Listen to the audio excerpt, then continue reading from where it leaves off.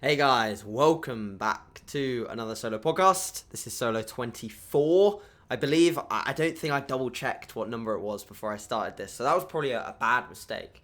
But hey guys, I hope you're all well, and I hope you're having a fantastic week so far. Wherever you're watching this, whether you're doing cardio, whether you should not be listening to this if you're training because you're mental. I see some people listen to podcasts whilst they train. I'm like, what the hell are you doing? How the hell are you doing that? That's not possible unless you're potentially deloading at the very worst. But yeah, so I hope you're all well and I hope your training weeks are going good. Mine is going fantastically as always. I'm going to start with an update on myself. So not that my training goes as always fantastically. It's not always fantastic, as you know. But I will start with the update on myself and tell you guys where I'm at and obviously what the plans are for the coming weeks. Got a couple of interesting weeks coming up. Busy, different, life stuff happening, which is always a little bit of a challenge, but we like a challenge, don't we? So I'm definitely up for the challenge and up for trying to stay as adherent as possible to the long-term goal within these sort of more challenging or potentially just difficult weeks in terms of just getting everything ticked off. My boxes ticked, as we know. So today is Thursday, as always, my rest day. So week of training so far since we last spoke, which was actually Sunday when I did the podcast with George. So Monday through Wednesday of training, so pull, push, and then legs for me. Pull was very, very good. I trained up at Flex and Tone with two guys that are down from Vienna. They're sort of traveling around looking at different gyms, and they've been to the States. They've now come across to the UK. They went to, I think, Prophecy Gym, Strength Asylum, Kings. They did all the main ones. Frontline, Flex and Tone, really, really good. They loved Flex and Tone. We obviously did a pull session, so I got to try a few of the pieces that I did want to try for pull there, and that means that I have completed the trilogy of Flex and Tone sessions. I've done push, pull, and legs. So it was legs first with George, push with Josh McHale, and then pull with those guys. And I'll definitely be back for more sessions. And like I said, I think in the podcast last week with George when we discussed our favourite gyms, if you have not been to Flex and Tone, you absolutely need to go. It's like one of my favourite places in the UK, in my opinion. Like legit places. It's a place to me. It's not just a gym. It's an environment. It's a place. It's an environment in which I just love to be in, and it's one of those that certainly ticks those boxes. So very excited to do some more sessions there. As when we're up in Sheffield, of course, Ultraflex will be just base. It will be absolute base, and what a fantastic base to have. However, I will be, as always, traveling around to some different gyms. So there is some really, really good gyms in Sheffield alone, let alone like Sheffield Rotherham area. There's some amazing gyms around there. S20 Physique is around there. There's another gym that I've trained about Lewis Rossi before that's just absolutely stacked full of kit. Obviously, Ultraflex is the best, and that's where the hub will be. But in terms of just having some slightly different environments and atmospheres, and I'm sure a lot of you guys can relate in terms of just getting in a different atmosphere, a different gym, it's helpful. It just gives you a bit of a breath of fresh air sometimes, and I do really like that, especially in prep. I love having a base, and to be fair, like most of my prep sessions will be performed at one gym only, and that will be Ultraflex. But now and again, just getting that little bit of a breath of fresh air, some new faces, and a new environment does do a world of good, both mentally and potentially even physically as well. So yeah, that's that. And then came into push. Push I trained solo at Temple, which I'm really loving. If you've not tried Temple in Birmingham, they've renovated, they've refurbished, and they've got some fantastic kit in there and just a really lovely atmosphere. The guys behind the desk are fantastic, and they let me put on my playlist the other day when I was in there filming with Hannah, and they were very supportive of Hannah being in there and filming us, and just generally like a nice environment, people training very hard, and good pieces of equipment. And it's really nice to see, like, I've gone there and then a few other people have just sort of followed suit afterwards and really enjoyed it. And if I can open up like people's minds to different gyms that they can train at and have fun. Obviously, it is city centre Birmingham, so it's a little bit difficult to get into if you are coming from the outside. The outside. Sounds like we're in some sort of fucking bubble. Crane World. Enter from the outside. But yeah, that sounds like some weird fucking porno. Anyway, I'm going to stop being an idiot. Right, so, wow, that's really stupid. Okay, so basically, yeah, Temple Gym, loving it. Push session. And again, a good session for me there. Obviously using some slightly different pieces of equipment, but still feeling pretty strong considering the amount of the deficit that I'm in. So my training day calories are like 2,000. My off day calories are 1,800. Like, this is way lower than I've ever been in contest prep. And the weight is coming off quick, very quick. And that was the goal. That was always the goal with the mini cut, just to take off weight very fast. A few people have been commenting on my Instagram saying that my face is looking too lean, which is certainly not. It's looking leaner, but it's definitely not looking too lean. And someone sent me and prescribed me a refeed plan. They were like, this is what I want you to refeed on today. I was like, shut up. But yeah, so mini cut's going well. Hitting new lows this week of like 178. I was this morning. Scale actually said like 177.2. And you know when you hop on again and you just double check and then it goes up and you're like, fuck, I wish I'd just taken that first one. And then you sort of mentally step away and you're like, should I just take that first one? And then obviously you just have to take the one that's most consistent. So I ended up taking, I think 178 was the most consistent. So it's always like when the scale weight doesn't tell you exactly what you want, you're like, I need new scales immediately. Which is, I've done that so many times in contest preps. I've bought new scales. When the scales haven't been telling me what I wanted, I've been like, right, okay, cool, new scales. It must be the scales. In reality, it's just the scales aren't playing ball, but they're definitely playing ball in this mini cut. Of course, just really happy with how things have gone and how happy, or I'm happy with the response rate as well. It's like, it's been pretty consistent, so that gives me good confidence going into 2020, knowing that I'll respond fairly well to putting back calories initially. And I usually, mostly across the board, respond a little better to a slower deficit or a slower, more restrained deficit than a very aggressive one, because I felt like a lot of prep relative fatigue very quick. And this is why going very, very, very fast and very aggressive with a deficit straight out the gate is awful. Like, I went to town today, and on the way back from town, yeah, fair play, I'm like actually at the end of a meso as well. So I'm like a combination of diet and training fatigue. But like, I was dragging ass. Like, I'm not really that hungry. Like, the hunger is fine. I don't really care. The first week was the only week where I was like, okay, I'm a little bit hungry here. And just because I wasn't used to it was like new.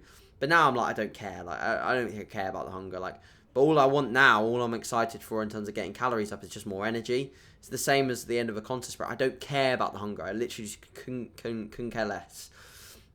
But all I want is just more energy. And because I just feel like I'm dragging my feet a little bit.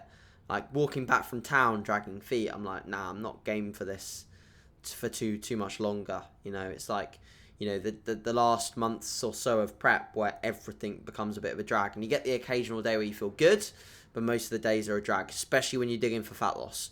If you're in a position where George is that, like, obviously calories are coming up a lot from carbs, your energy suddenly skyrockets. He'll get his shit days for sure, but his energy and his ability to pick his feet up and go is so much better with the carbs coming in. So yeah, that's that. And then obviously not this time next week, but this time next week I will be in Gran Canaria, but we leave on Tuesday, so we fly out on Tuesday to Gran Canaria for a week. So I'm really excited for that. Obviously, just going to be great to spend some really good quality time with Danny and get away from work a little bit, so there won't be a podcast next week. It's funny, obviously, me and Danny were going back and forth today as to whether we were going to record one together, and then obviously had all the questions come through, and there were mainly ones directed purely at myself, so I'd noted them down and were ready to go. So that's my bad, and I definitely will record a podcast with Danny very, very soon, because I know you guys love them and enjoy having a female perspective on things. So I did mention recording one on holiday, which was quickly abolished, so we're not gonna do that, as you could probably understand, because it's important for us to switch off.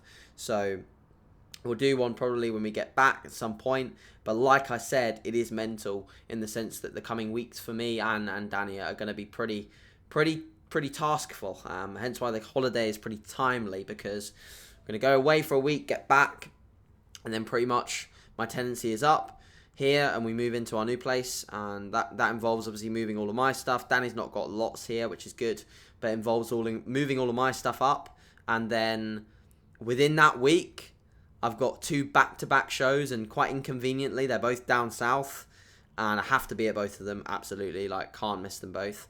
I can't miss any at the moment. So I've got back-to-back Southern shows, and I've got George and Josh in the first, one, the BNBF, and then secondary to that, the UKDFBA. I've got 3 in that. I've got George, Josh again, and Nick Chapman as well. So, and I've got a guy competing in California this weekend in men's physique, Daniel Ferro Physique on Instagram.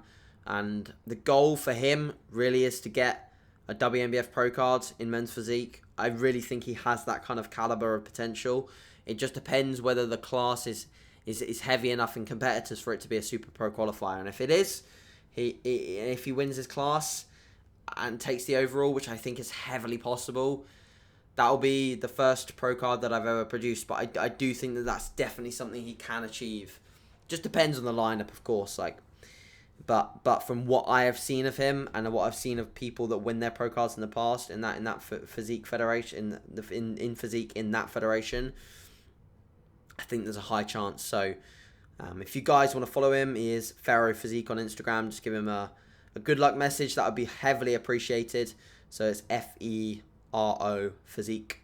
And just pop in his DMs and say good luck for the weekend. And if anyone does that, I really appreciate it, because it's always nice to have the feeling of support behind you when you are going into a competitive weekend. So yeah, other than that, I think that's about it in terms of updates for myself. And when I get back from holiday, it will be about obviously reprogramming my training to fit into Ultraflex. And I will most likely, as I said on my story the other day, go into a 3-on 1-off split. Most likely, that's what I'm earing towards, just because I want to try a slightly higher frequency. Because I've been running the 3-on 1-off, 2-on 1-off for quite some time now. And I've just looked through my week in terms of like scheduling check-ins and how I've been scheduling my workload, and I think it's feasible now for me to do the way that I've split my workload throughout the week. It's actually feasible for me to do 3-on 1-off, 3-on 1-off, which is exciting because I'd like to be able to do that if I possibly can. So it will obviously look like pull, push legs off, pull, push legs off. So I will see, but again, obviously it depends on recovery capacity, and that's actually recovery capacity is something I just talked about for half an hour with Raina Trainer on Instagram. So yeah, that's a Raina. I talked with him about recovery for just half an hour. So it is the Raina Trainer podcast. You'll be able to find that. So check that out. That'll be live next week. Obviously mine live straight away, but his will be live next week. So yeah, right. Let's crack into some questions and then see where it takes us. So the first question is, someone asked the difference between, like, how can you tell the difference between people who really want it or like the idea of wanting it within physique development, then getting on stage? Just how can I tell whether someone's got that edge to be able to both want it and give everything towards it without just liking the idea of potentially just getting a goal or winning a show or developing high levels of muscle mass? And honestly, it's very easy to tell within the first months of coaching, because I can tell by simply the frequency of their adherence and how consistent they are on a day-to-day basis, and most importantly, how easy that consistency comes.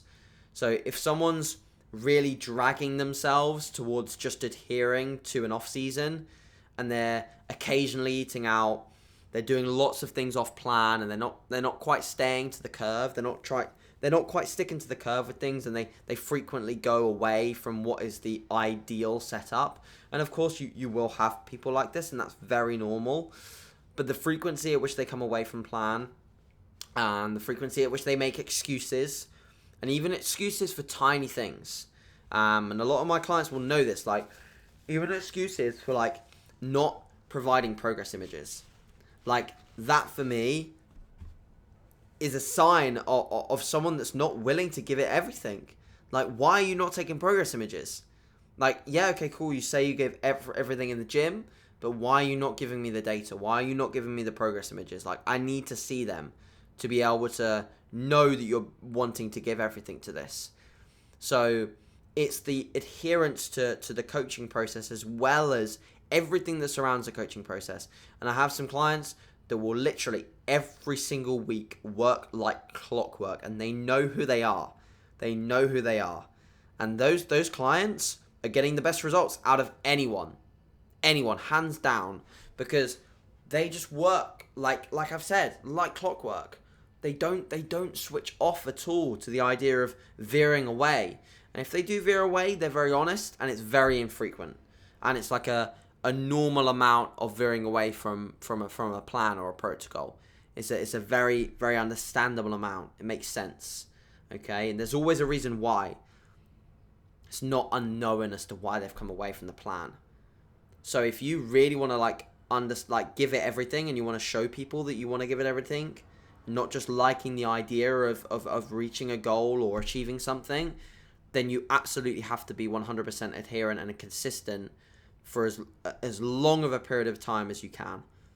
And that revolves around everything you do, every moment of your day. And I know that sounds pretty extreme, but what you got to understand is, like, bodybuilding is extreme, whether you like it or not. And it is something that's always going to be extreme.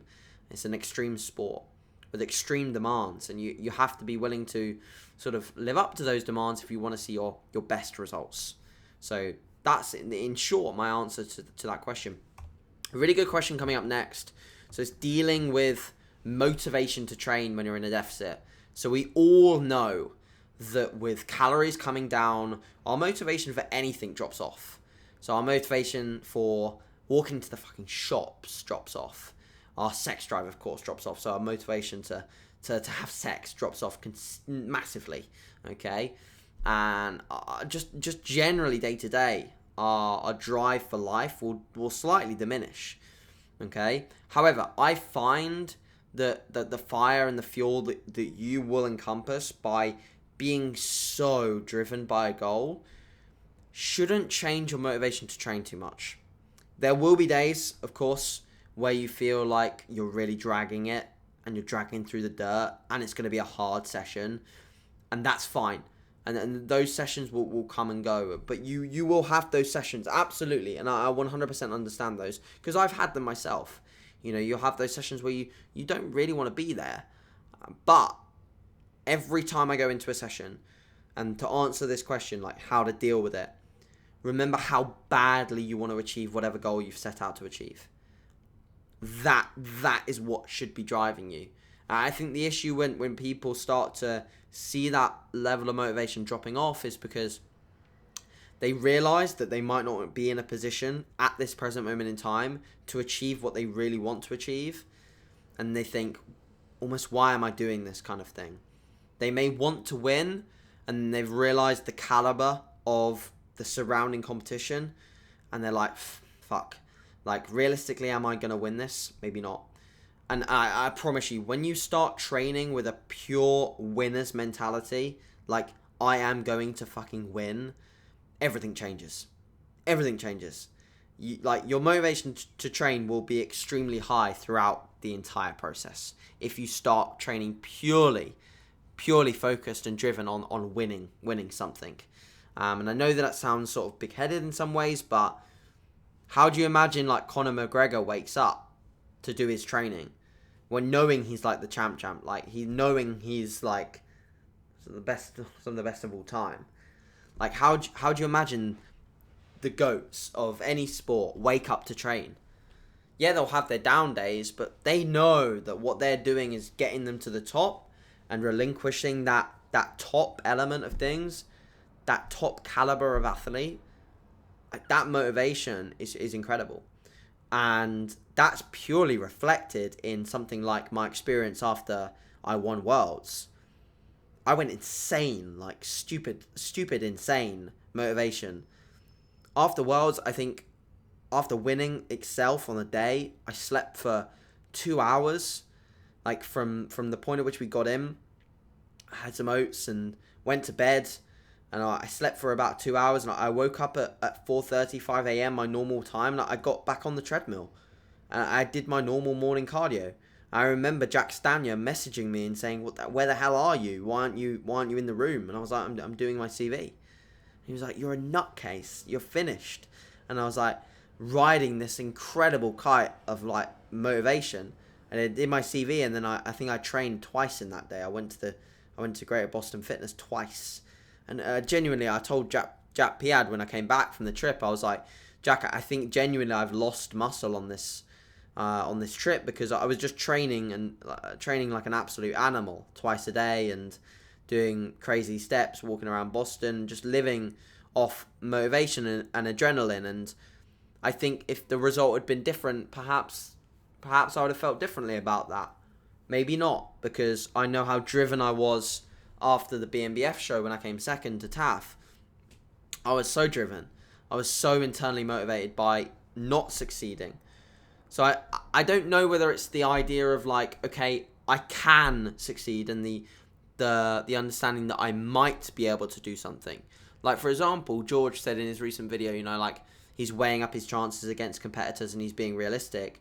But he knows deep down that he's got a real good shout at winning a qualifier and placing well at a final.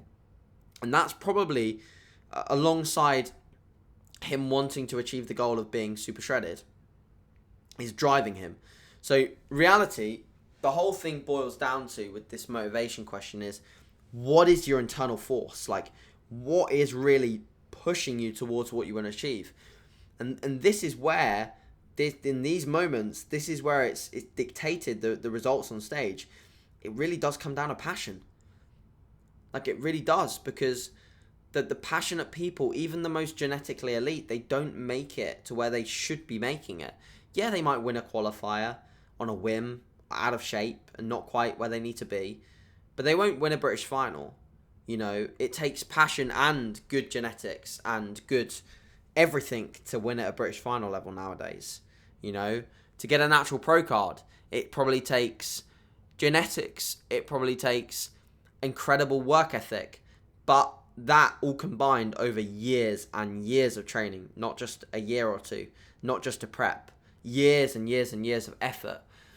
So, as always, I ramble, I go on several different tangents, but hopefully that does answer the question. And for this specific individual that is struggling with a little bit of motivation to train, hopefully you can take something from that and apply it to your training immediately in a positive way. So next question is a little bit of a question that applies to the final sort of finishing points of the contest prep process, and I'm going to cover a couple of questions here because there were a few that sort of coincided. Okay, so the first one is sort of like, Carl asked about whether you'd want to come in more shredded or versus going for a fuller look, and how would you decide that? What really is the consensus or the idea behind coming in fuller versus coming in more dry, shredded? So ultimately, like in natural bodybuilding nowadays, you've got to be super, super diced to be even like in with a chance of doing well. So the idea of coming in full usually means that you're coming in out of shape in comparison to the rest of the field or the people that are going to be doing well. So coming in super duper full is most of the time, a bad plan. And you'll just get beaten by someone who's super duper dicey. That's usually what's going to happen in natural bodybuilding nowadays. However, there are instances in which I think people can overdo the shredded look and overdo the approach of coming in as diced as possible. And what happens there is not necessarily are they dragging away from fullness, but in the pursuit for maximal condition, they've just dragged away so much muscularity. And they end up looking just very stringy and very small on stage. And at the end of the day, what we're looking at, and I actually had a very good discussion on the way to Scotland with Lee about this, why do we want to judge someone who's just got striated glutes? Like, what have they really achieved there? They've just dieted themselves to a point where they got striated glutes, and they've trained for a bit and they have enough glute muscle to get striated glutes. But isn't bodybuilding meant to be about like muscularity to a decent degree? And it really is. And so if you came in with striated glutes, but there is someone there who doesn't necessarily have striated glutes, but is lean and has really nice flow, balance, proportions, and lovely muscularity and fullness, they might beat you. So the whole idea of the most shredded guy wins is kind of void in all honesty. So yes, get lean. Yes, take it all off and get as fat free as possible, but don't neglect the other surrounding factors that influence the judging, the other criteria: balance, proportion, symmetry, fullness, conditioning, muscularity. Like everything plays a role. Posing, presence. I think people focus too much on like one criteria nowadays, and they're just getting lost. And you see a lot of people turn up on stage actually not even looking shredded because they're so dieted down. They just look flat and stringy, and they don't even look shredded, because what you got to remember is that conditioning is nothing without fullness. I remember hearing that from someone I really look up to. I heard it at some BNBF shows from Vicky and David, and they always used to say, like, they have this whole thing with like carbs for conditioning kind of thing, and it does holds a lot of weight, because a full muscle belly, like a full muscle full of intramuscular fullness, like that looks way different to when it's super flat, depleted, stringy, and there's no pressure, there's no volume there. When you're flat, like you've done like a deplete or something like that, the muscle just does not represent the same look as it does. And so when you brim it out and you push everything up against the seams and it's like bursting out, that hardness and that level of detail that you get out of just being full is ridiculous. So yeah, like, you can't just be conditioned. You've got to be full. But the bias between full and shredded is something you've got to play about with. Like, you might not nail the first peak, so there might be some clients this year that I might, like, for example, I might even put George on stage at one of these shows and be like, kind of missed the mark there. We're a bit touch flat, which is unlikely as he's in a reverse state, so we're probably going to manage it pretty well. But let's say we come in a touch flat and he's just looking a little down on muscular fullness. Then the next time we just simply increase carbohydrates a little bit leading into the show and just aim to get that little bit more fullness back on him. And that's something that we'll constantly be aware of. Also, it really depends on the lineup.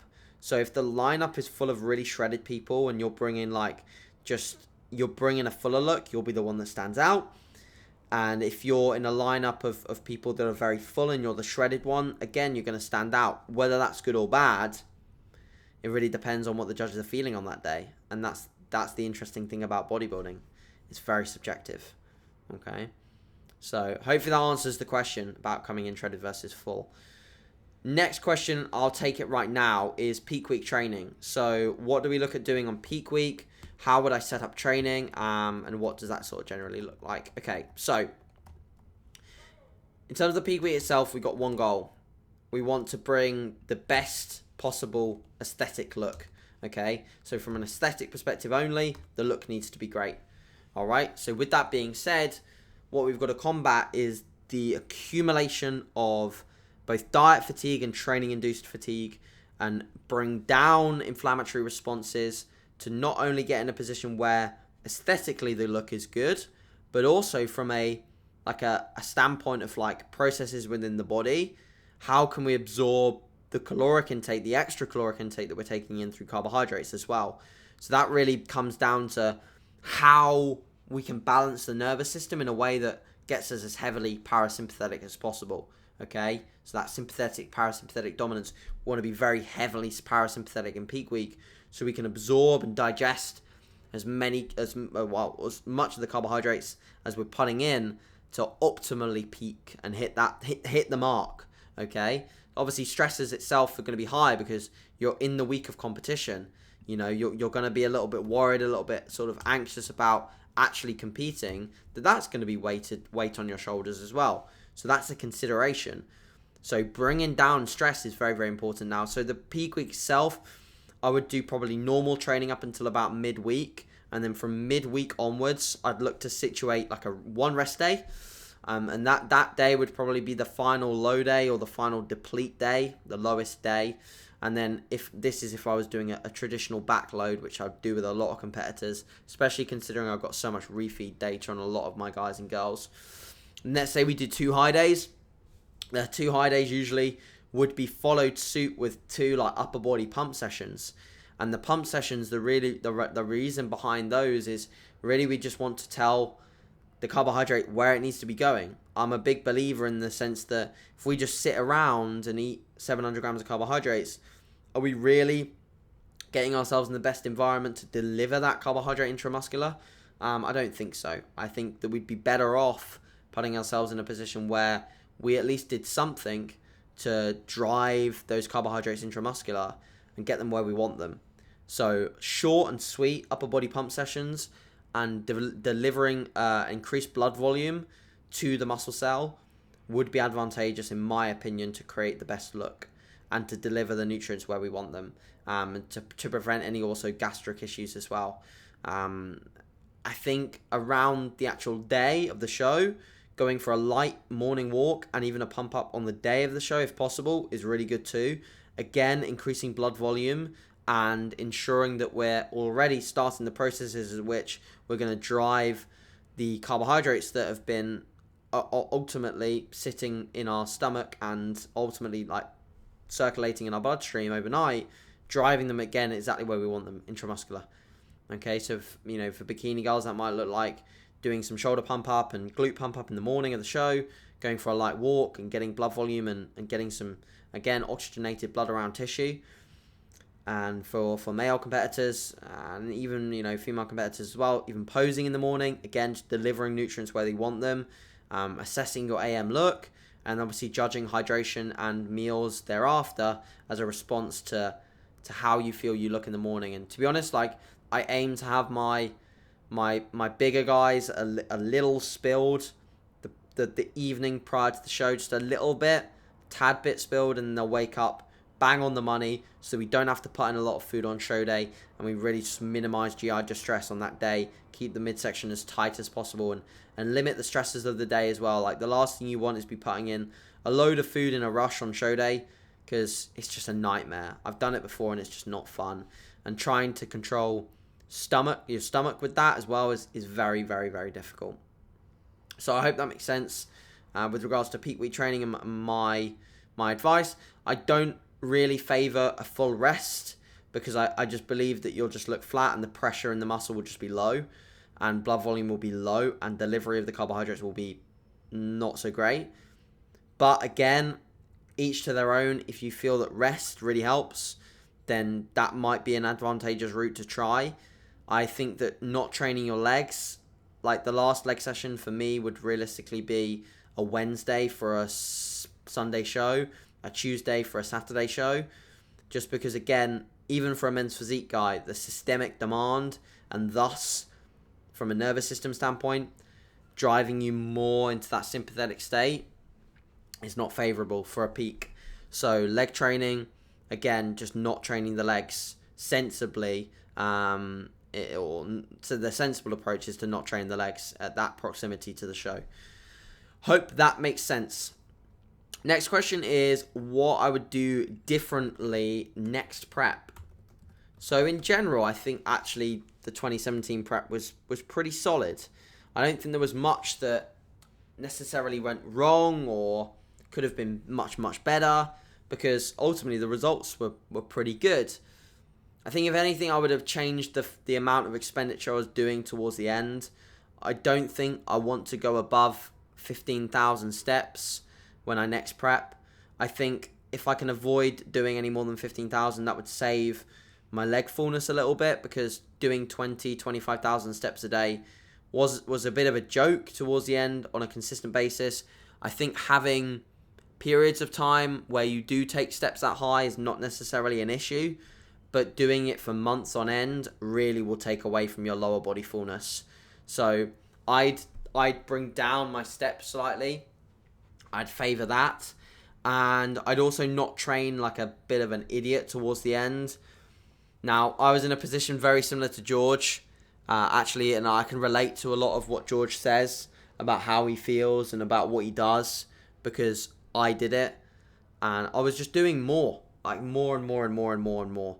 Adding sets and just trying to spend longer in the gym because at that point I was reversing and psychologically it's quite difficult to reverse, and For me, it was especially difficult because I had the weight on my shoulders. I was competing at a world event, and I wanted to do extremely well, and I was just thinking that I need to hold condition because condition was my strong point.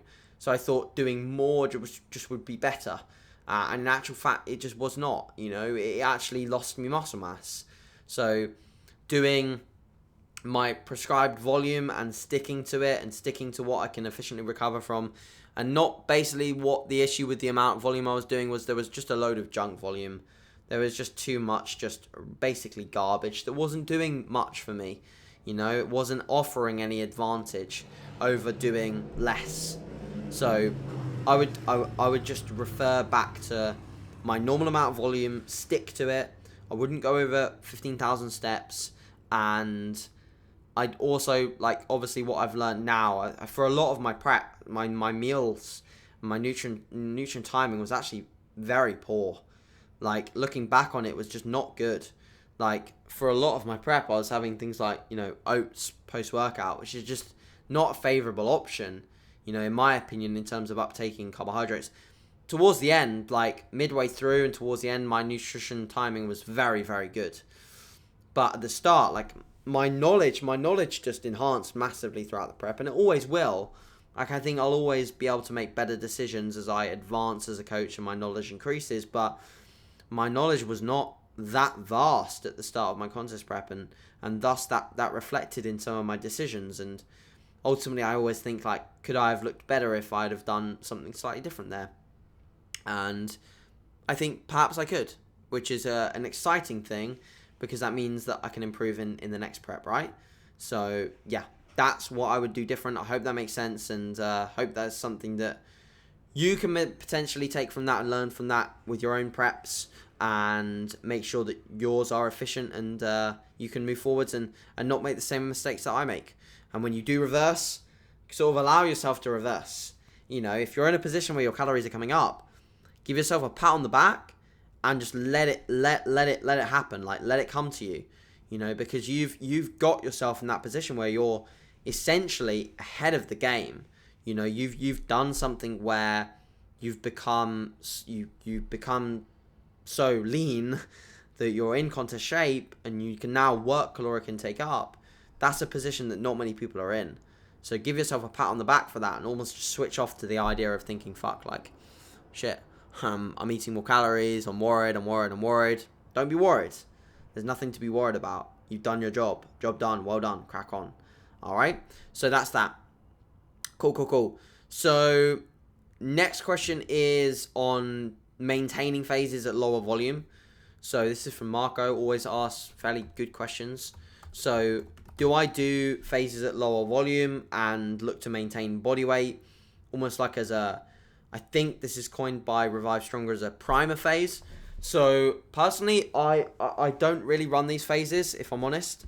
I tend to just do the standard approach of deloading and then moving through another mesocycle. I have had phases in which I maintain my body weight for sure. I've not just gone through cyclical phases of increasing body weight and then decreasing body weight. I maintained 190 to 193 for about 1.5 months before I did this mini cut. So I was hovering there for quite a while, and my volume didn't really change that much during that phase. So, but was it low? No. Was I resensitizing to a hypertrophic stimulus? No. Do I think this offers weight or benefit? Potentially. Why not? Obviously, Steve obviously bases a lot of his stuff off the current research, so I imagine that has weight and has benefit, but it's not something I do with myself or my clients. I think, funnily enough, a lot of my clients would struggle psychologically with this side of just sort of maintaining and just resensitizing, almost getting their body fresh again. It's almost like, I know people will struggle with a phase like post-show where they're not really in a position to grow, so we're just sort of focusing on basically just getting calories up and training at a lower volume, and they know that they're not really growing. That psychologically is a bit hard. To input phases like this in an off-season, I think a lot of my clients would struggle just with the psychological approach of not really knowing that they're improving in the acute sense. Obviously, in a long-term sense, they are, which is why other people will do these phases. But for me, not a fan. I personally, this is the way I see some things, right? If I wouldn't do it myself, I'm not going to tell my clients to do it. And that's my current stance on sort of those phases. I think my deloads are enough to refresh me, and then I'll obviously then appropriately set volume for the next meso and move forwards from there. So I hope that makes sense. Next question is my best advice for teen competitors. So I spoke about this on my story not too long ago, but I will happily discuss it again, maybe in a bit more detail. So first things first is focus on growing, because you are in like such a prime phase to grow that you're not going to get this opportunity very often in your life. So really do focus on just growing as much as you can, getting in lots of food, lots of protein, and training extremely hard. Like, look up to guys that train really, really hard as teens, and they always end up monsters. Like, I wish I knew more about bodybuilding and how to program well and how to time my nutrition and things like that when I was a teen. But I grew well when I was a teen because I just trained. And I just ate enough and I trained. And I got pretty heavy. And that's something that I would recommend to most teens. Not getting fat. Don't get this confused.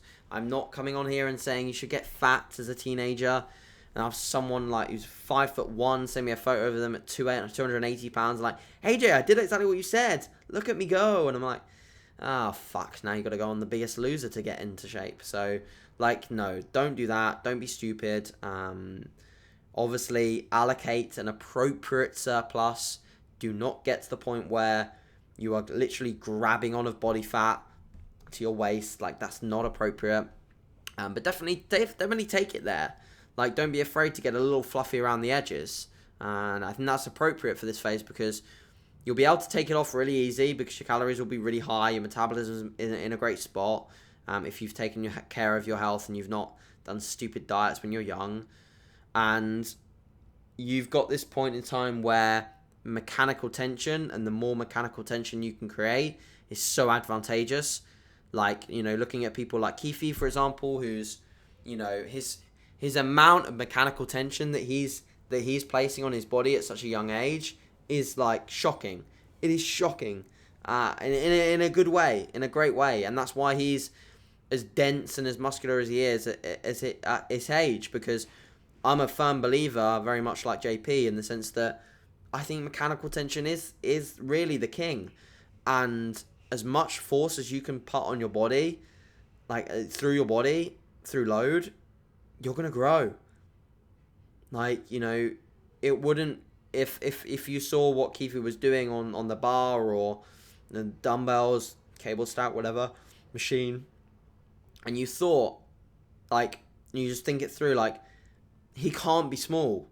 He just can't. It's a physical impossibility for him to be small. So what I say to teens is, like, make it in the gym a physical impossibility for you to be small. Spend as much time until it takes for you to make it a physical impossibility for you to be small, and then look at competing. You know, like, I kind of wish that I spent a little bit longer growing when I was younger, a little bit longer before I did my first show, but nevertheless, I learned a lot out of doing a show when I was young.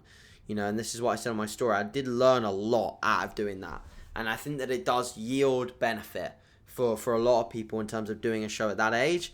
But do I think that it's a be-all and end-all? Absolutely not. Do I think that, you know, it offers a degree of, like, experience and offers a degree of benefit in some ways? Absolutely. You know, so think really hard before you do compete. Obviously, the advice was for teen competitors, but my advice kind of resides around growing for as long as you can and really focusing on that as a primary goal, or a primary tool, actually, to make you a better competitor, right? And then just outside of that, keep stress levels as low as possible, as you would in any phase, and just enjoy yourself. Create passion for training first, and don't jump into competing just because you see other people do it. So next question is my off-day nutrition. What does it look like and what my fruit intake is like? This is coming off the back of mine and George's podcast, where I say the majority of my carbohydrates, or pretty much all of them on an off day, come from fruit.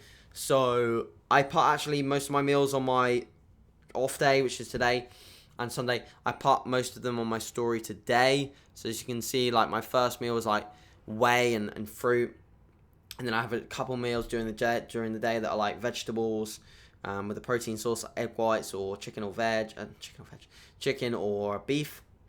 And there again with some amount of fruit on the side usually, with at least one of them. And then pre-bed meal is either oats, depending on like the heat, temperature. Like I'm not a huge fan at the moment if it's really hot and humid, especially in this flat. I'm not a huge fan of eating oats, so I'll have just some more fruit and whey because I'm going to have whey as a protein source anyway.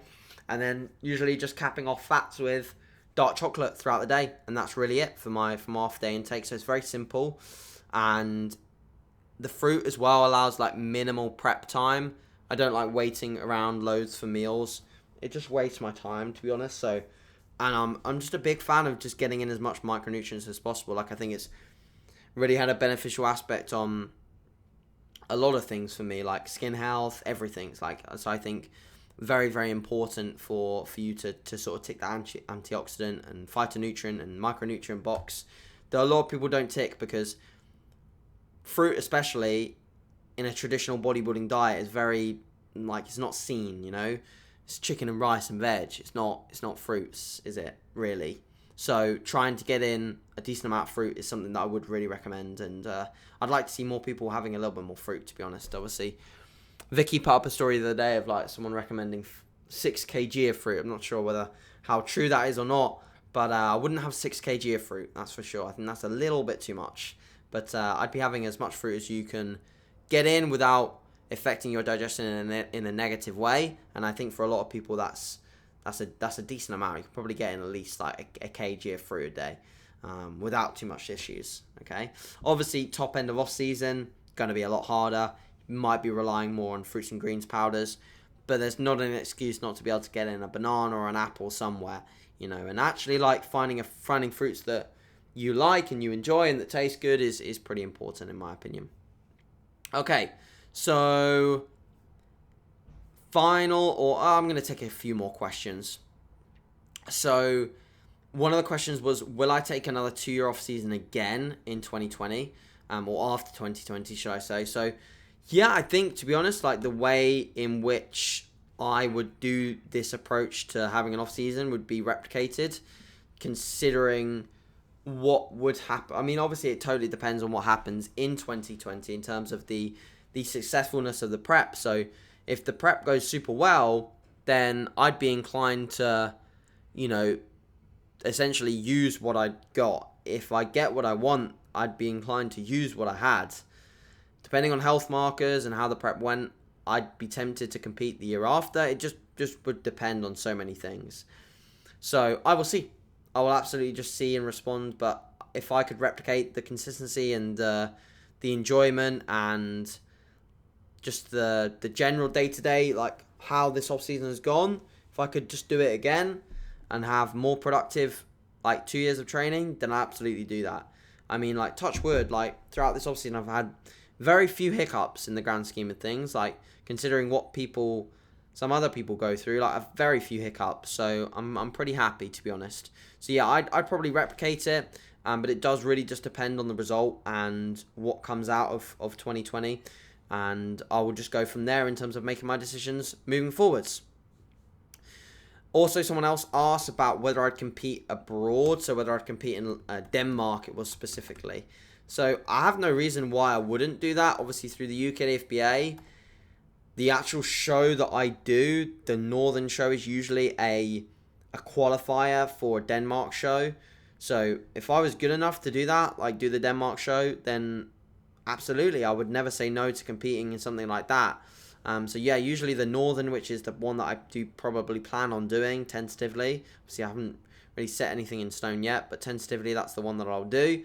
Usually ends up being a qualifier for, I think it's the SMBF.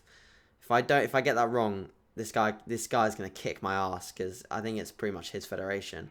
So, but yeah, I have no reason why I wouldn't, and I'd love to go and visit Denmark, and I've heard good things from Dan Lampard and David Old, who went out there last time. So yeah, I have no reason why I wouldn't do that. Actually, Dan and David went out in 2017 in my year, so I'm not sure who went last year, actually. I think it was maybe Levi Walker and Chris Paling, I think, who went last year. So yeah, if I do well at the Northern, maybe. But again, I think it's usually the overall winner at the Northern that goes, and I have to beat the middleweight and the heavyweight for that, so we'll see. So, cardiovascular work in gaining phases, absolutely. Like, this is something I feel pretty strongly about now in terms of the effectiveness of that and the importance of it. So, not only do we see potential improvements in recovery from just a lowered resting heart rate, improved HRV as a result, and just generally, like, being able to move in the gym. Like, yesterday on legs, I did a set of 17 on a pendulum as a back off, and I can categorically say I would not have been able to do that set if I was at my previous level of fitness. And generally, day to day, I just feel so much better. So much better. Like, I get way less hits of fatigue. I just feel more energetic doing CV. I don't feel as sluggish. Like, towards the back end of the last push-up, when I was doing no CV, I felt really quite bad some days, to be honest. Just in terms of my general fitness and how that was dragging my mood and my general energy down. So I would say that absolutely. And the way that I would do that, if anyone's interested, would just be purely off days.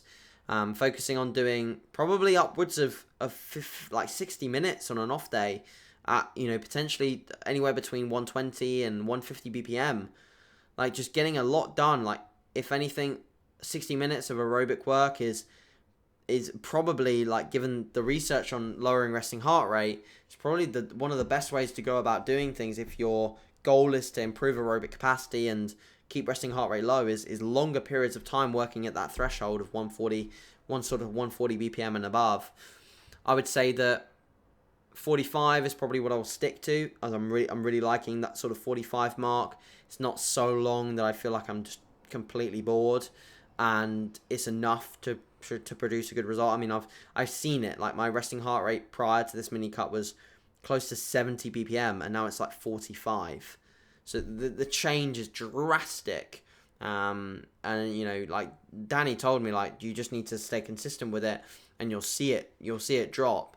And it was slowly dropping, but and I could just see it just coming down and down and down in my data. So I would say if you're currently at a position where you're not that fit, get a Fitbit on, get an Apple Watch on or a Polar or something.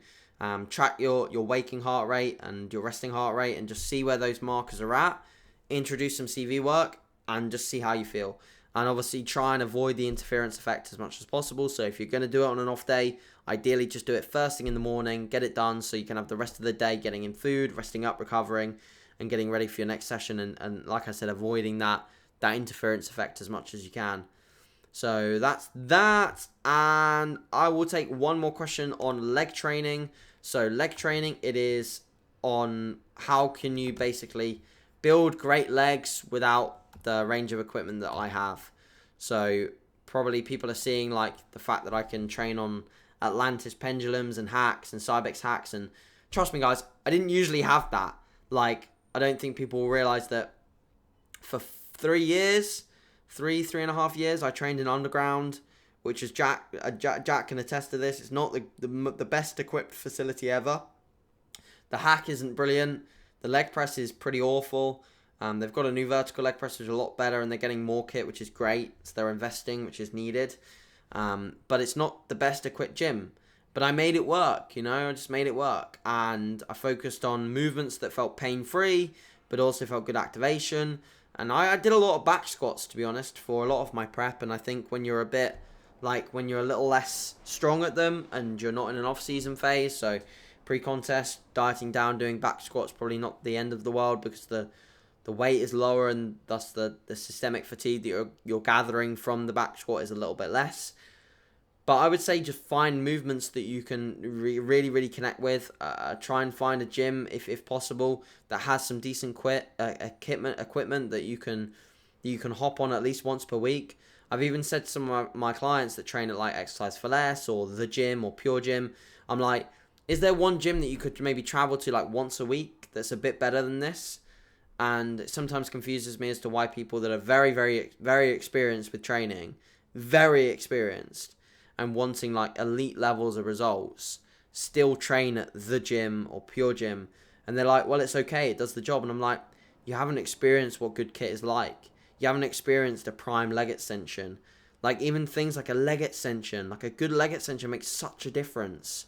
Really does. Until you feel it and you know what a good leg extension or a good leg press is like, especially for someone with a weak body part, a stubborn body part, you don't know what you're missing. You really don't. And like even me, like now I compare because I know more about resistance profiles and where we're weak and where we're strong in terms of strength profiles of muscles on particular movements. Now I can look at machines and be more analytical and think, okay, that's shit, or that's good, or we need something here to stabilize that, or we need a band here to assist here, or we're strong here, so we need to load here, or like, thinking, like once you have a bit more of an understanding of biomechanics and the way we move, then maybe you'll start to realize that a lot of the machines you're using in your typical Pure Gym or the gym is just absolute shite, and they're not doing anything for you. Not doing anything. They're not doing as good as they could if you had a good piece, good equipment. All right, so I'll leave it there for this week, and that'll be me done for a couple of weeks on the podcast. So I'll be back soon, promise. Hope all is okay with you guys. Let me know, as always, if you have any sort of additional questions off the back of any of these. Please share it, as always, on your stories. If you get an opportunity, that would be gratefully appreciated. And I will see you back soon for either an update with me and George, me and Danny, or Solo 25. All right, guys, thanks again, and speak soon. Bye.